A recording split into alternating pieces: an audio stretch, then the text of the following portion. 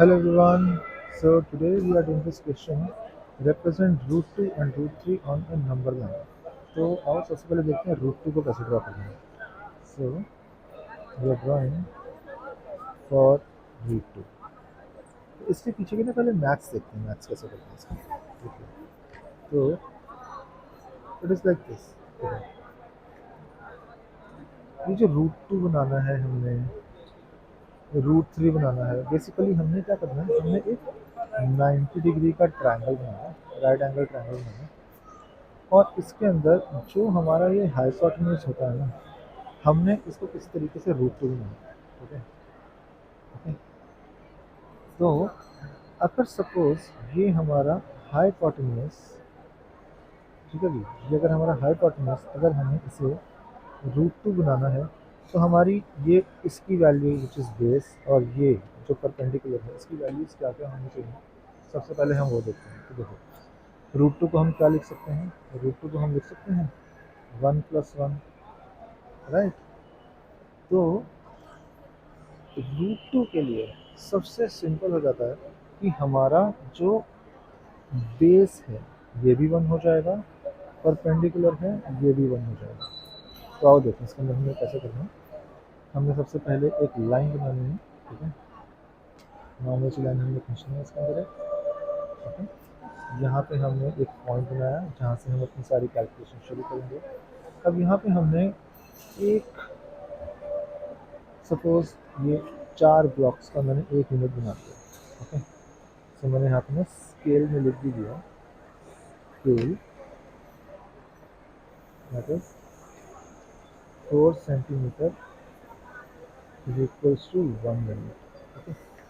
दोस्तों ये ना लिखना बहुत ज़रूरी है. ठीक है. क्योंकि ये 1 सेंटीमीटर तो नहीं है. ठीक है ना.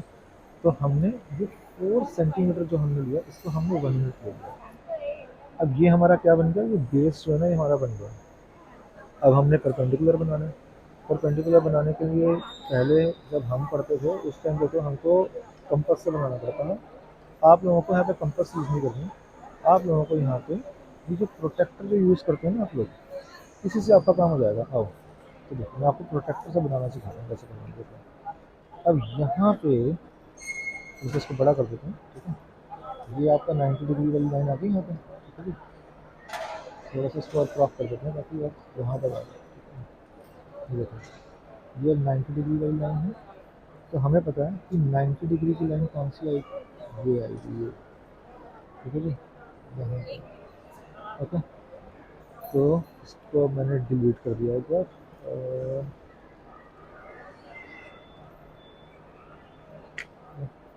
और मैंने इस लाइन को एक्सटेंड कर दिया.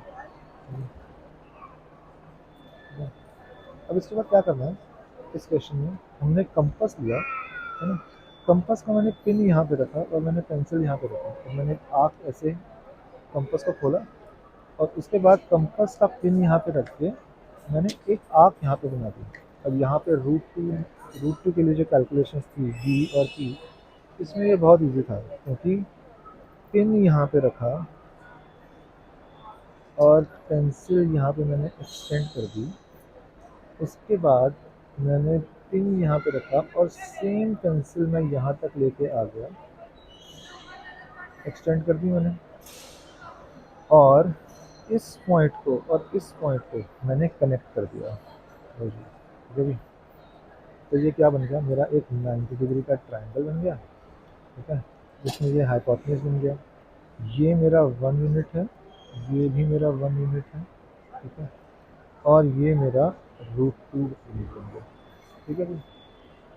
अब क्या करना है. अब देखो, अब यहाँ पे हमने, अब मैंने क्या करा, अब मैंने कंपास दोबारा ली और मैंने इसका पिन यहाँ पे रखा और मैंने इस डायरेक्शन में मैंने कंपास को एक्सटेंड किया. ठीक है जी. इस डायरेक्शन में मैंने कंपास को एक्सटेंड किया और मैंने अपनी पेंसिल यहाँ तक एक्सटेंड कर दी. और इसी पॉइंट से, यहाँ पे मैंने कंपास ऐसे रखी है, इस पॉइंट से मैं इस तरीके से कंपास को मैं ड्रॉ कर दूँगा. सो मैं एक बार ड्रॉ करके दिखा देता हूँ. So it will be something like this. ऐसे. अब ये जो मेरा डिस्टेंस आ गया यहाँ से लेके यहाँ तक का, ये जो मेरा डिस्टेंस आ गया, ये मेरा बन गया √2 यूनिट्स, और मैंने √2 यूनिट्स को नंबर लाइन पे मैंने रिप्रेजेंट कर दिया। ठीक है जी। तो हमारा फर्स्ट पार्ट जो है ये तो हमारा हो गया। अब हमने √3 को रिप्रेजेंट करते हैं नंबर लाइन पे, उसको देखो हम कैसे करते हैं। पहले उसकी मैथ समझते हैं, फिर उसके बाद इसको हम रिप्रेजेंट करेंगे। √3 हम कैसे करेंगे, it will be something like this. फिर से मैंने एक 90 डिग्री का ट्रायंगल बनाया। ठीक है। अब इसके अंदर अगर मैं देखो यहाँ पे √3 हमारा कैसे आएगा, √3 को हम 2+1 लिख सकते हैं, राइट। अभी जो 2+1 है इसको मैं ऐसे लिख सकता हूँ, √2 का स्क्वायर प्लस 1 का स्क्वायर, राइट। तो ये मेरा बेस या परपेंडिकुलर में से कोई एक ले लिया और ये मेरा परपेंडिकुलर हो गया। अगर मैंने इसको बेस लिया है तो ये परपेंडिकुलर हो गया। मतलब अगर मैं √2 का बेस बनाऊं और परपेंडिकुलर 1 यूनिट का बना दूं, तो मेरा जो हाइपोटेन्यूज है वो √3 का आ जाएगा। आप इस कैलकुलेशन को एक बार करके देखेंगे ना तो आपको समझ में आएगा कि ये यही आता है। ठीक है। √2 का स्क्वायर करूँगा तो ये 2 बन जाएगा, 1 का स्क्वायर तो 1 ही होता है, 1+2 हमारा √3 हो जाएगा। तो इस तरीके से मुझे एक साइड √2 की चाहिए और एक साइड 1 की चाहिए। ठीक है। अब इस डायग्राम में हम ऑलरेडी √2 बना चुके हैं। ठीक है। तो अब हमें ये तो मिल गया ऑलरेडी, अब हमें क्या चाहिए, 1 चाहिए। तो मैंने फिर से क्या किया, मैंने इसी जगह पे यहाँ से मैंने जो पेंसिल रखी थी, सर यहाँ पे मैंने पिन रखा था और उसके बाद पेंसिल रख के मैंने इसको मेजर किया था। मैं यहाँ पे भी दोबारा से अब पिन रखूँगा और यहाँ से मैंने फिर से एक 90 डिग्री की, वो जो प्रोटेक्टर से मैंने यूज़ किया था ना 90 डिग्री की लाइन, याद है दोस्तों, प्रोटेक्टर से जो हमने 90 डिग्री की लाइन यूज़ की थी यहाँ से ऐसे।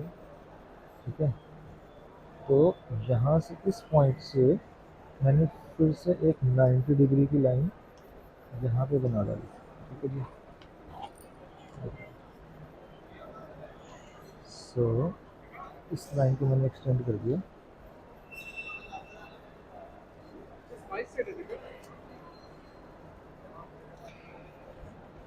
ठीक है जी। ये मेरी फिर से एक 90 डिग्री की लाइन बन गई। ओके। और मुझे ये कितने यूनिट्स की चाहिए, ये भी 1 यूनिट्स की चाहिए। तो मैंने यहाँ पे भी इसका यहाँ पे एक मार्क कर दिया। अब मैंने इस पॉइंट से यहाँ पे फिर से एक लाइन खींची, ये लाइन मैंने खींची स्ट्रेट लाइन, ये मेरा कितने बन गई, √3 यूनिट्स बन गई। अब जिस तरीके से मैंने √3 के लिए मैंने यहाँ पे पेंसिल को मार्क किया था और मैं यहाँ पे मैंने आर्क बना दी थी, फिर से मैं √3 के लिए भी यहाँ पे मैंने कंपास का पॉइंट रखा, पेंसिल को यहाँ तक एक्सटेंड किया कंपास की, और मैं यहाँ पे ऐसे एक लाइन खींच दूँगा। देखिए ऐसे, इसको हमने ऐसे कर दिया। अब ये जो हमारा डिस्टेंस है यहाँ से लेके यहाँ तक का जो हमारा डिस्टेंस हो गया, ठीक है, ये हमारा कितना आ जाएगा, √3 यूनिट्स। और हमने इसको किस तरीके से रिप्रेजेंट कर दिया, नंबर लाइन पर हमने रिप्रेजेंट कर दिया। तो देखो ये जो होते हैं ना क्वेश्चन, इन क्वेश्चंस के अंदर अगर हमें √3 ड्रॉ करना आ जाएगा ना, इसके बाद हमें सारे आ जाएंगे, क्योंकि हमें ये कैलकुलेशंस आनी चाहिए और हमें पता होना चाहिए कि हमने किस तरीके से इसको ड्रॉ करना है। तो अब √5 के लिए देखो क्या कैलकुलेशन होगी, √5 की कैलकुलेशन क्या होगी, √5 को हम लिख सकते हैं 3+2, तो इसको हम लिख सकते हैं ना √3 का स्क्वायर प्लस √2 का स्क्वायर, राइट। मतलब हम बेस ले लेते हैं √3 का, परपेंडिकुलर ले लेंगे √2 का, तो फिर से हमारा जो डायग्राम है वो कुछ इस तरीके से बन जाएगा। √3 हमने यहाँ से ऑलरेडी ले लिया। ठीक है। √2 वाली लाइन को हम यहाँ पे परपेंडिकुलर बना देंगे, ऐसे यहाँ तक खींच देंगे और इसको यहाँ से कनेक्ट करके हमारा √5 बन जाएगा। सो ये √3 हमारा बेस बन गया रूट 2 मैंने परपेंडिकुलर बना दिया और इससे हमारा रूट 5 बन जाएगा। नेक्स्ट हमारी कैलकुलेशन, रूट 7 कैसे बनेगा? रूट 7 बनेगा 5 प्लस 2 से, ठीक है जी। हम 4 प्लस 3 से भी बना सकते हैं, अभी मैं इस सिस्टम में बना रहा हूँ तो इसलिए मैंने इसको 5 प्लस 2 बना दिया। तो आप इसको बनाने के लिए रूट 5 का स्क्वायर करा और यहाँ पे रूट 2 का भी आपने स्क्वायर कर दिया। तो फिर आपने बेस को आपने रूट 5 ले लिया, परपेंडिकुलर को आपने रूट 2 ले लिया और इसका हाइपोटेन्यूज आप बनाएंगे तो ये ऑटोमेटिकली रूट 7 बन जाएगा।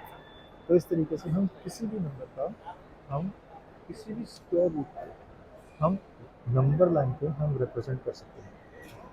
Thank you so much.